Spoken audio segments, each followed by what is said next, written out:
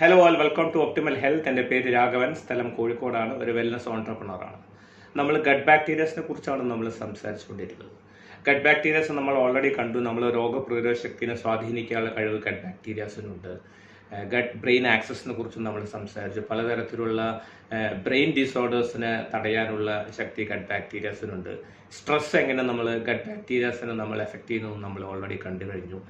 അതേപോലെ തന്നെ പലതരത്തിലുള്ള ഗ്യാസ്ട്രൈറ്റിസ് പോലത്തെ പ്രശ്നങ്ങൾ തടയാനുള്ള ശക്തി ഗട്ട് ബാക്ടീരിയസിനുണ്ട്.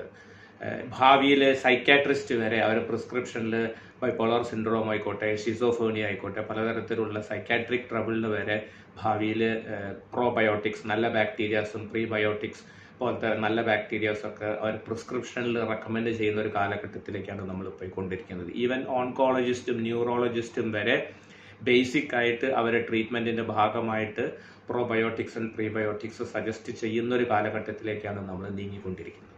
വയറിലുള്ള നല്ല ബാക്ടീരിയാസ് ഏറ്റവും കൂടുതൽ നമുക്ക് ആവശ്യമുള്ളത് വൻകുടലിലാണ്. വൻകുടലിലാണ് ഏകദേശം 95% നല്ല ബാക്ടീരിയാസ് സ്ഥിതി ചെയ്യുന്നത്. ബാക്കി 5% കുറവ് ബാക്ടീരിയാസ് മാത്രമേ, നല്ല ബാക്ടീരിയാസ് മാത്രമേ ചെറുകുടലിലും വളരെ ചെറിയ അളവിൽ മാത്രമേ നമ്മൾ വയറിൽ.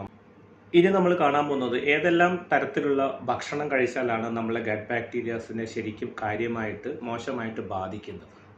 ഫുഡ്സ് ടു അവോയ്ഡ്, കഴിയുന്നതും ഇത്തരത്തിലുള്ള ഭക്ഷണങ്ങൾ നമ്മൾ അവോയ്ഡ് ചെയ്താൽ നമ്മൾ ഗട്ട് ബാക്ടീരിയാസിൻ്റെ ആരോഗ്യത്തെ കുറച്ചുകൂടെ നമുക്ക് പ്രിവെൻറ്റ് ചെയ്യാനായിട്ട് സാധിക്കുന്നുണ്ടാവും. നമ്പർ വൺ എന്ന് പറയുന്നത് നമുക്ക് എല്ലാവർക്കും അറിയാം, മിൽക്ക് പ്രോഡക്ട്സ് തന്നെയാണ്, യാതൊരു സംശയമില്ല. നമ്മൾ ഇന്ന് കഴിച്ചുകൊണ്ടിരിക്കുന്ന പാസ്ചറൈസ് ആയിട്ടുള്ള ടോൺഡ് മിൽക്ക്, നമ്മൾ പണ്ട് മേഞ്ഞ് പുല്ല് തിന്ന് പശുവിന് കിട്ടുന്ന പാലിൽ ഒരു പ്രശ്നം ഉണ്ടായിരുന്നില്ല. That was very good for our gut bacterias. But ഇന്ന് നമ്മൾ കഴിച്ചുകൊണ്ടിരിക്കുന്ന പാൽ ഉൽപ്പന്നങ്ങളും നമ്മളെ ഗട്ടിൽ ഇൻഫ്ലമേഷൻ ഉണ്ടാക്കുന്നു എന്നുള്ള നിരവധി റിസർച്ച് സ്റ്റഡീസ് നമുക്ക് പറയുന്നുണ്ട്. Crohn's disease, ulcerative Crohn's disease പോലത്തെ പലതരത്തിലുള്ള പ്രശ്നങ്ങൾ വരാൻ പ്രധാനപ്പെട്ട ഒരു റീസൺ എന്ന് പറയുന്നത് ഇന്ന് നമ്മൾ ഉപയോഗിച്ചുകൊണ്ടിരിക്കുന്ന പാൽ ഉൽപ്പന്നങ്ങളും തന്നെയാണ്. രണ്ടാമത് stored food and processed food എന്ന് പറയും. നമ്മൾ ആലോചിച്ച് നോക്ക്, ഈ processed food and stored food ഒരു എക്സാമ്പിൾ പറയാമെന്നുണ്ടെങ്കിൽ, നമ്മൾ വീട്ടിലേക്ക് ഒരു ഡിന്നറോ ഒരു ലഞ്ചോ ഉണ്ടാക്കിയെന്ന് വിചാരിക്കുക. നമ്മൾ ഇന്ന് കഴിക്കാനായിട്ട് ഇന്ന് നമ്മൾ കുക്ക് ചെയ്തിട്ടാണ് നമ്മൾ ഇന്ന് കഴിക്കുന്നത്, ശരിയല്ലേ? ഇന്ന് നമ്മൾ കുക്ക് ചെയ്തിട്ട് ഒരു 4-5 ദിവസത്തിന് ശേഷം കഴിച്ചാലുള്ള അവസ്ഥയെന്ന് ആലോചിച്ച് നോക്കും. ഇതേപോലെയാണ് സ്റ്റോർഡ് ഫുഡ് ആൻഡ് പ്രോസസ്ഡ് ഫുഡിൻ്റെ അവസ്ഥ.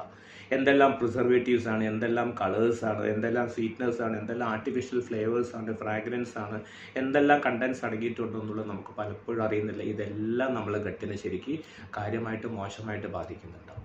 അതേപോലെ തന്നെ ഡീപ്പ് ഫ്രൈഡ് ഫുഡ്സ് നമ്മൾ ഗട്ട് ബാക്ടീരിയസിൻ്റെ ആരോഗ്യത്തെ ശരിക്കും കാര്യമായിട്ട് മോശമായിട്ട് ബാധിക്കുന്നുണ്ട് എന്നുള്ളത്. പിന്നെ ഷുഗർ ആൻഡ് സോൾട്ട്, പഞ്ചസാരയും ഉപ്പും, അത് വളരെ മോശമായിട്ട് നമ്മൾ ഗട്ട് ബാക്ടീരിയസിന്, പ്രത്യേകിച്ച് റിഫൈൻഡ് ഷുഗേഴ്സ്, പ്രത്യേകിച്ച് ഹിഡൻ ഷുഗർ പോലത്തെ നമ്മൾ കഴിച്ചുകൊണ്ടിരിക്കുന്ന വെളുത്ത അരി, വെളുത്ത പുട്ട്, വെളുത്ത അപ്പം, വെളുത്ത ദോശ, ഇവയെല്ലാം നമ്മളെ ഗട്ട് ബാക്ടീരിയസിനെ മോശമായിട്ട് ബാധിക്കുന്നുണ്ട്. ആൽക്കഹോൾ, പ്രത്യേകിച്ചും സ്ഥിരമായിട്ട് മദ്യം ഉപയോഗിക്കുന്ന വ്യക്തികളെ സംബന്ധിച്ച് അവർ ഗട്ട് ബാക്ടീരിയസിനെ വളരെ മോശമായിട്ട് ബാധിക്കുന്നുണ്ട്. പിന്നെ ഏറ്റവും വലിയ ഗട്ടിൻ്റെ വില്ലൻ എന്ന് പറയുന്നത് ഗ്ലൂട്ടനാണ്. ഗ്ലൂട്ടൻ നമ്മൾ ഗോതമ്പിൻ്റെ ഒരു അസംസ്കൃത വസ്തുവാണ്, ഒരു പ്രോട്ടീനാണ് ഗ്ലൂട്ടനെ കുറിച്ച് നമ്മൾ ഡീറ്റെയിൽ ആയിട്ട് നമ്മൾ വേറൊരു വീഡിയോ നമ്മൾ ചെയ്യുന്നുണ്ട്.